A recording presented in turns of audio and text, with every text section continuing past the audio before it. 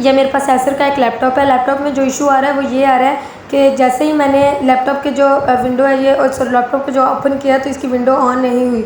हालांकि एसर के लैपटॉप की विंडो ऑन हो जाती है, इसके लिए हमें कोई पावर बटन दबाना नहीं पड़ता। तो अगर आपके लैपटॉप में भी इस तरह का इशू आ रहा है तो उसके लिए आप लोग, ये एक पावर की है, इस पावर की को आप लोग लॉन्ग प्रेस करके रखेंगे तो आपकी विंडो जो है वो ऑन हो जाएगी। अब आप लोग देखेंगे कि ये देखिए जैसे ही विंडो ऑन हुई लेकिन साथ ही ये शट डाउन होगी। इसका रीज़न ये है कि अगर आप लोगों ने इस तरह से इसको ऑन करना है तो मेक श्योर कि आप लोगों ने उसके साथ चार्जर अटैच करना है।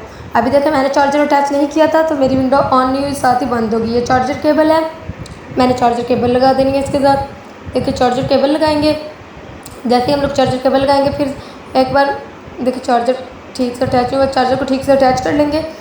फिर उसके बाद ये पावर की है, पावर की को चार्जर को एक बार ठीक से सेट कर लें। ये चार्जर सेट हो गया हमारा। अब हम इसको लॉन्ग प्रेस करेंगे पावर की को। जैसे देखिए पावर की को मैंने लॉन्ग प्रेस किया तो ये जो हमारा लैपटॉप की विंडो थी ये ऑन होगी।